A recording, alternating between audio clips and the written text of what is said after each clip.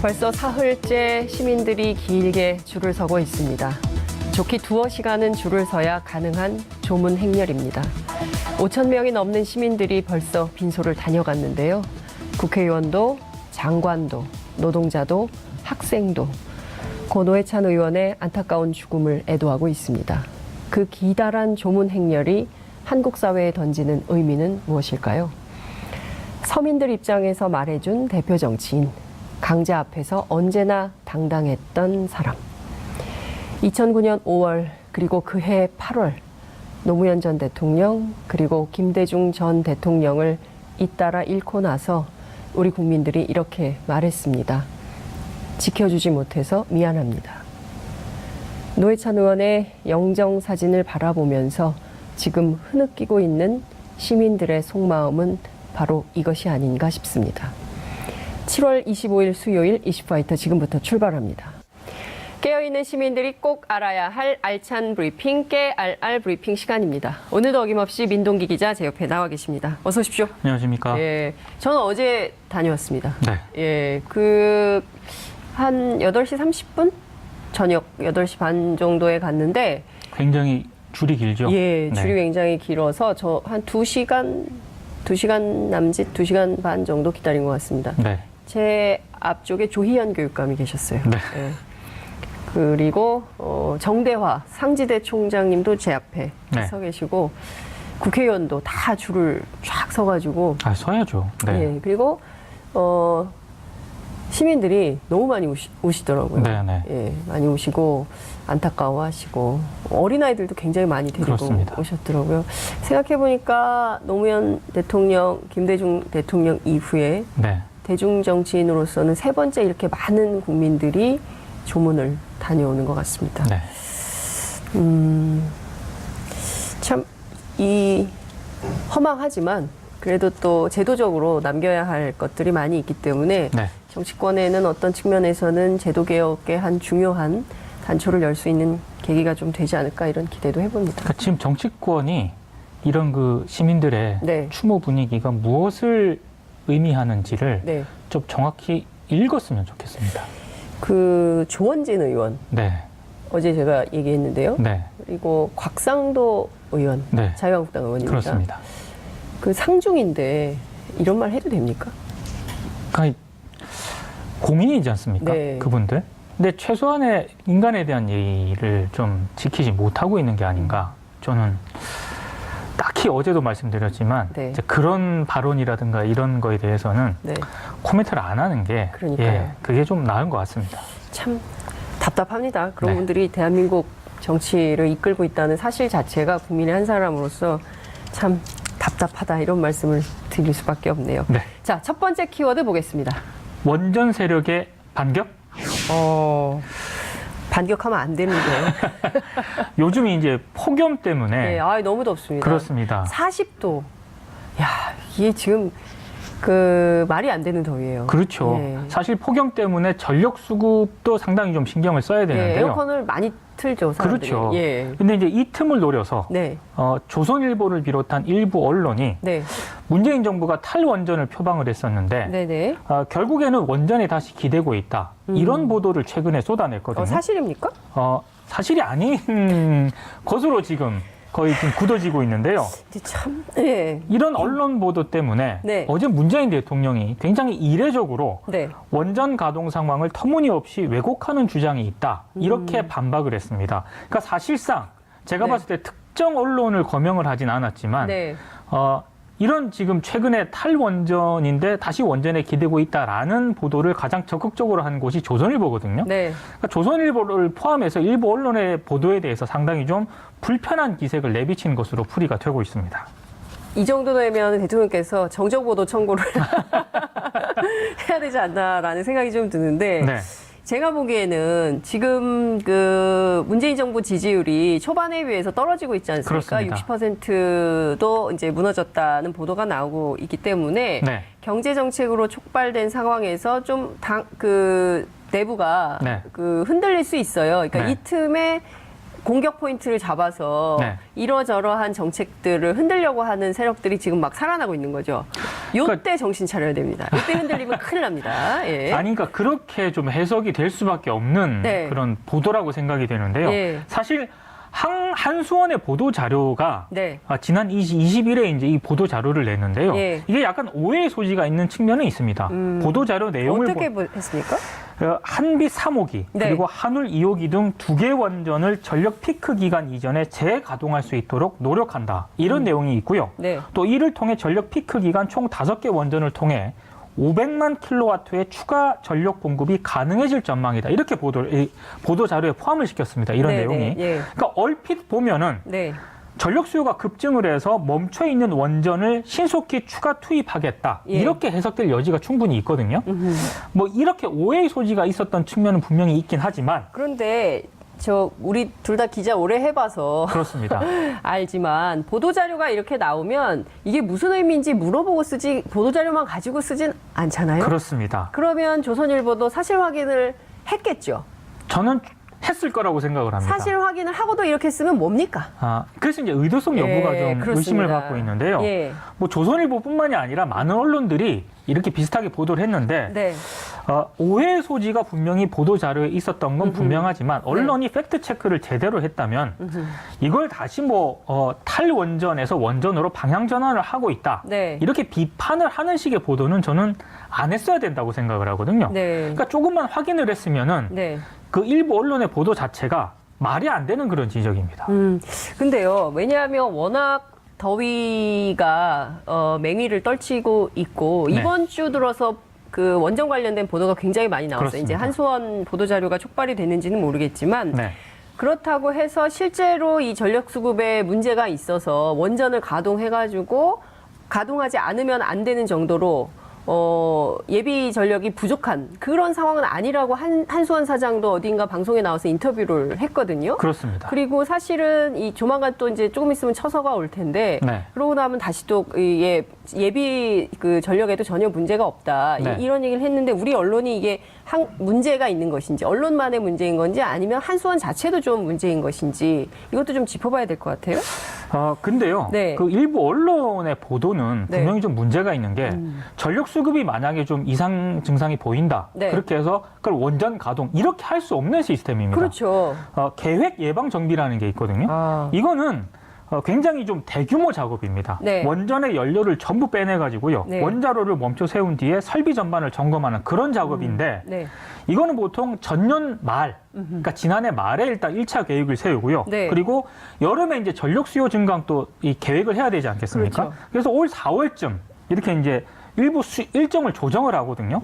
모든 일정이 매뉴얼처럼 돼 있기 때문에 네. 일부 언론이 보도한 것처럼 전력 수요가 급하구나. 자, 원전 가동. 이렇게 할 수가 없는 겁니다. 그러네요. 왜냐하면 이게 다 그 예비를 하는 거기 때문에 그렇습니다. 그 예. 그러니까 올여름에 얼마나 더울 것에 대비해서 전력 수급량을 정하고 거기에 따라서 아무리 더 더워진다 하더라도 플러스 마이너스 알파 해서 그 바운더리를 정할 거 아니겠어요? 그렇습니다. 그렇기 때문에 그걸 당장 이거 안 돌리면 큰일 날 것처럼 네.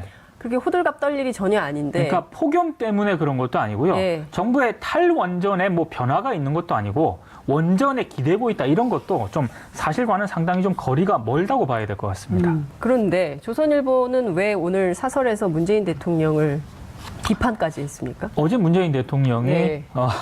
원전 사실상, 수급과 관련해서 일부 언론 보도에 대해서 사실상 불편한 기색을 내비쳤기 때문에 그 왜곡의 주체가 조선일보라고 스스로 판단한 모양이죠? 왜냐하면 조선일보가 가장 적극적으로 보도를 했기 때문에 저는 그렇게 해석이 되거든요. 네. 그러니까 오늘 조선일보가 사설에서 굉장히 강한 톤으로 좀 비판을 했습니다. 뭐라고 했습니까? 한국에서 가장 싸고 가장 믿을 수 있고 급할 때 가장 쉽고 빠르게 쓸 수 있는 에너지는 원전 외에 없다는 게 본질이다. 그렇습니까?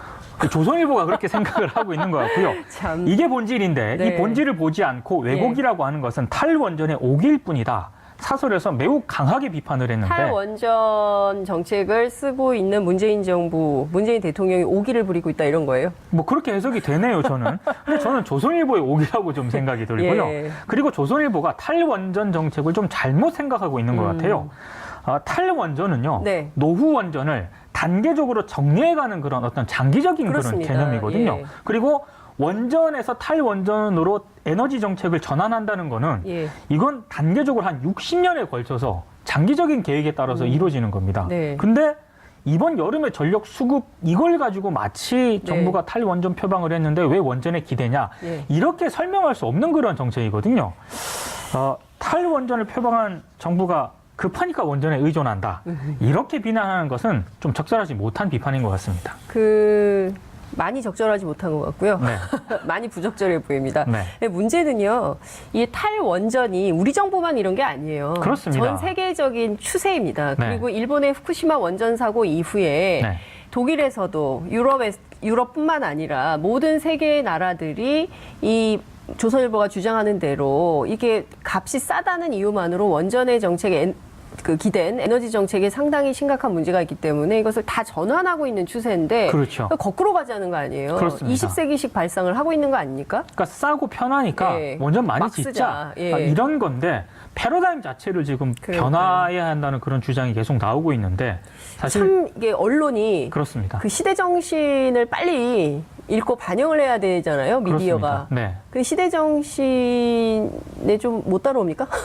그러니까 좀 이 지구가 하나밖에 없지 않습니까? 그렇습니다. 이 지구를 어떻게 장기적으로 오래 이제 예. 우리가 후손들에게 또 물려줘야 되냐 이런 거를 저는 언론도 고민을 해야 된다라고 그렇습니다. 생각을 하거든요. 뭐 요새 환경 캠페인 하던데 빨대 쓰지 말자고. 그렇습니다. 예, 예. 지속 가능한 개발 네. 그리고 우리뿐만 아니라 미래 세대가 함께 살아가야 될 지구를 예. 어떻게 함께 잘 보존해서 발전시킬 것인가 하는 점은 조선일보 그리고 이슈파이터 이렇게 네. 같이 고민해야 될 주제가 아닌가 싶습니다. 이렇게 왜곡해서 국민들의 시선을 교란시키는 행위 이거 굉장히 나쁘죠. 그러니까 우리가 원전 대 탈원전 이렇게 대립 개념으로 가야 될 게 아니고요. 네. 탈원전은 우리가 네. 생존하기 위해서 그렇습니다. 우리 후손들이 생존하기 위해서는 반드시 가야 할 정책이거든요. 예, 예. 근데 이렇게 대립 구도로 가는 것 자체가 예. 제가 봤을 때 우리 언론이 상당히 좀 문제가 있습니다. 참 이렇게 그러니까 개발 편의주의 그리고 일단 원전 마피아가 있거든요. 그렇죠. 그러니까 이런 데 기대어서 또 광고 때문은 아니겠죠? 절대로 아닐 거라고 생각을 하고 있습니다. 예. 네, 자, 두 번째 키워드 보겠습니다. 8월 4자 종전선언 현실화? 이거 저는 정말 센 뉴스라고 생각합니다. 한국일보가 오늘 보도한 그런 내용이거든요. 보도죠. 네. 예. 정부가 이르면 다음 달 안에, 그러니까 네. 8월 중으로 남북, 미중 이 4자가 종전선언을 채택하는 방안을 추진하고 있다. 이렇게 보도를 했습니다. 네. 외교 소식통을 일단 인용을 했기 때문에 사실 여부는 좀 더 상황을 좀 지켜볼 필요가 있는 것 같은데요. 근데 만약에 이렇게 8월 중으로 종전선언, 더더군다나 남북, 미중이 참여하는 종전선언이 만약에 추진이 된다면 새로운 어떤 한반도 비핵화에 물꼬를 틀 수 있을 가능성이 굉장히 크기 때문에 좀 주목이 되고 있습니다. 그렇습니다. 이번 주 금요일 7월 27일이 남북 그렇습니다. 정전협정 65주년이 되는 날입니다. 그렇습니다. 그래서 대개의 경우는 이날 네. 종전선언이 나오면 어떻겠냐라고 기대를 했는데 이게 사실상 어렵다. 현실적으로는 좀 어렵죠. 예. 그래서 이제 8.15 네. 우리가 또 9.19 그렇습니다. 14 네. 이렇게 쭉 얘기를 하지 않았습니까? 근데 네. 8월에 이게 된다면 정말 좋을 것 같고요. 8월에 개성에 그 연락사무소 설치하기로 했잖아요. 그렇습니다. 예. 이게 이제 8월에 가급적 8월을 목표로 하고 있다고 하기 때문에 네. 경우에 따라서는 8.15를 계기로 해서 남북관계가 또 급진전될 가능성이 매우 크다. 사실 지금까지는 뭐 북미 정상회담 이후에 네. 뭔가 좀 교착 상태에 있는 것 아니냐라는 맞습니다. 그런 우려가 많았는데요. 네. 최근에 또 긍정적인 신호가 하나 들어오지 않았습니까? 네. 북한이 최근에 탄도미사일 시험장인 서해 위성 발사장에서 해체 작업을 하고 있는 정황이 확인됐다. 네. 또 이런 또 외신 보도가 38 있었거든요. 로스거든요. 그렇습니다. 예. 그래서 이거는 뭐 사실 그 김정은 국무위원장이 북미 정상회담에서 트럼프 대통령에게 네. 곧 파괴하겠다고 약속한 그런 장소거든요. 서해 네. 위성 발사장이. 동창리. 그렇습니다. 예. 그래서 굉장히 좀 긍정적인 신호라는 그런 좀 해석이 많습니다. 예. 그러니까 지금 이런 거죠. 그러니까 사실은 이게 남북 관계는 남북 관계대로. 그러니까 그렇습니다. 지난해 퀘르버 재단 연설에서 문재인 대통령이 한반도 운전자론 처음 얘기하지 않았습니까? 네. 그 이후로 줄곧 평창 올림픽 그리고 4.27 판문점 선언까지 이어져 온 줄기는 네. 남북이 주도적으로 한반도 정세를 좀 좋게 하고 주변국들의 도움을 받아서 이른바 동북아 나토, 동북아 다자간 안보 체제를 만드는 방식으로 해서 이 지역의 평화 체제를 그렇죠. 항구적인 평화 체제를 만들겠다 이제 이런 입장이었는데 그 출발선이 사실은 정치적 선언이긴 하지만 종전 선언이 갖고 있는 의미가 굉장히 큰 것이거든요. 그렇습니다. 근데 더 이상 전쟁은 없다. 네. 이 전쟁은 끝났다. 네. 이 선언이 아직 안 나오고 있지 않습니까? 그렇습니다. 이 선언이 나오면 그 다음에는 후속 조처로 네. 해야 될 일들이 굉장히 많이 있는 것이죠. 근데 중요한 것은 중국의 참가 여부 그리고 또 미국도 굉장히 중요할 것 같은데 네. 얘기가 좀 안 나오고 있죠. 그러니까 지금 안 나오고 있는데요. 저는 현실적으로 네.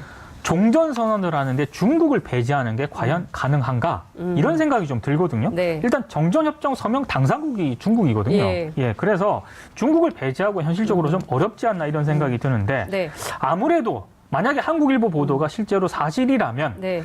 우리 정부도 이런 측면을 좀 감안을 해서 남북 미중이 참여하는 정전협정, 네. 종전선언 쪽으로 네. 좀 방향을 조금 튼 게 아닌가 이렇게 좀 분석이 되고 있습니다. 남북미만 하면 나중에 미국이 딴소리 할 때 그렇습니다. 이해 안 될 수가 있어요. 그러니까 네. 이게 뭐냐면 그 사자가 네. 한 배를 타야 돼요. 그렇습니다. 그래서 넷이 한 명도 딴소리 못하게. 네. 그래서 견제와 균형을 맞추면서 특히 이제 미중이 네. 그 굉장히 G2 패권 국가 아니겠어요? 양국이 다 그렇기 때문에 우리로서는 사자가 함께해서 일종의 보증수표를 그렇습니다. 좀 받아놓는 것이 딴소리 못하게 좀 해놓는 것이 좋지 않을까라는 생각이 좀 듭니다. 어쨌든 기대가 한껏 또 부풀어 오르는 그런 상황이 아닌가 그동안 싶습니다. 잠깐 소외가 됐었는데 네. 이번 좀 그 뉴스를 계기로요. 네. 좀 한 번 더 비핵화에 좀 진행이 좀 됐으면 좋겠습니다. 예. 자, 세 번째 키워드 보겠습니다. 또 기각. 누굽니까? 네. 누구 걸 또 기각했습니까? 조현아 전 대한항공 부사장의 구속영장을 이번에는 검찰이 기각을 했습니다. 이 집은 참 운도 좋은 것 같아요. 어떻게 이렇게 5번 지금 기각이 됐는데요. 벌써 5번째입니까? 그렇습니다. 일단 그 인천지검 외사부가요. 네. 관세청이 신청한 이 구속영장을 기각을 하면서 밀수입 범죄 사실 가운데 상당 아니 밀수를 어떻게 기각합니까? 저도 그게 이상합니다. 밀수인데 그러니까 상당 부분이 구체적으로 특정되지 우리가 않았다. 밀수를 했으면 어땠을까요? 구속이죠. 아니 그리고 저는요 정말 바로 구속이죠. 시민의 상식에서 6억 밀수 지금 혐의를 받고 있거든요. 그러니까 6억을 밀수했는데 구속영장이 불구속이네. 기각이 됐다. 이거를 지금 국민들이 어떻게 해석을 해야 되는가? 좀 그런 부분에 대해서도 좀 검찰이 좀 도대체 뭘 밀수를 한 겁니까? 조현아 전 부사장은.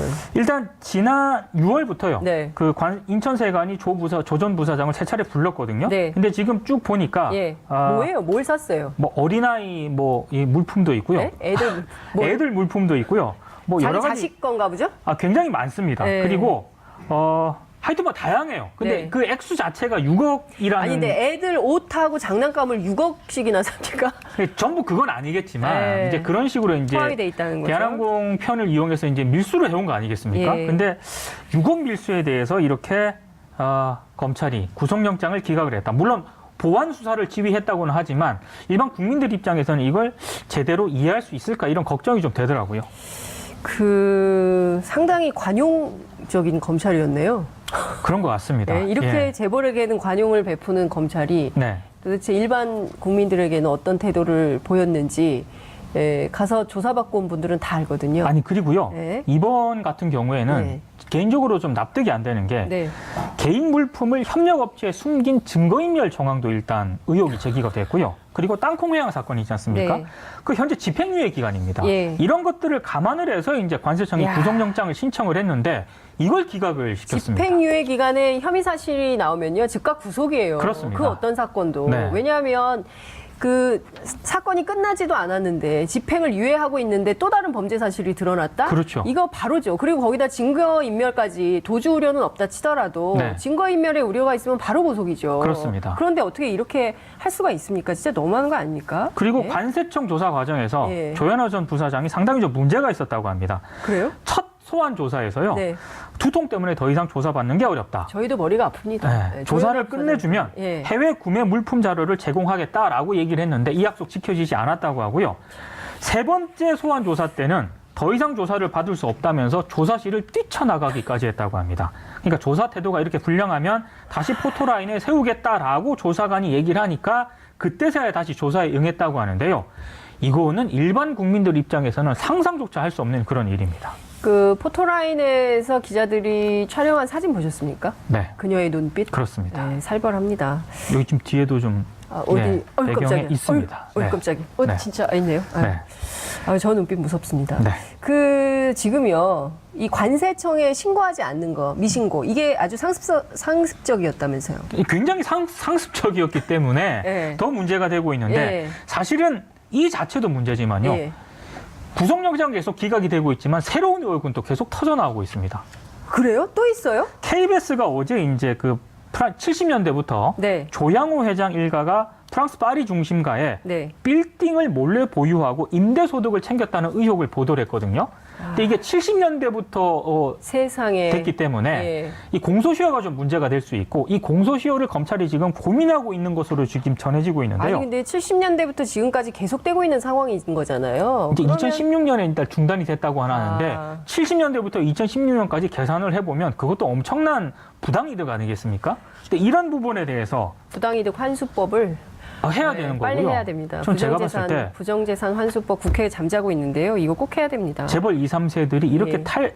탈법을 하더라도 별다른 처벌을 받지 않는다면 우리 사회에서 과연 법치라는 말이 왜 존재할까? 이런 생각을 좀 해보게 됩니다. 지금 촛불혁명 정부가 수립이 돼서 네. 많은 국민들이 기대하고 있었지만 지금 1년 지난 지금 보면 청와대가 여러 가지 바꾸려고 굉장히 노력을 했지만 그렇죠. 국회도 하나도 안 변했고요. 네. 법원 그대로고요. 네. 검찰 그대로고요. 네. 재벌 하나도 안 변했고요. 네. 다 그대로인 거예요. 언론도 변하지 않았습니다. 그렇죠. 예. 언론. 저희가 정한 4대 적폐. 네, 네. 언론, 재벌, 관료, 그리고 하나가 더 있어요. 뭐죠? 법원입니다. 법원이죠. 네. 법조, 사법조. 법조. 네. 큰일입니다. 하여튼 하나하나 차분차분 밟아가면서 해결해야 될 문제들이 산적해 있는 것 같습니다. 할 일이 너무 많습니다. 네. 예. 자, 오늘 말씀 여기까지 듣겠습니다. 고맙습니다. 고맙습니다.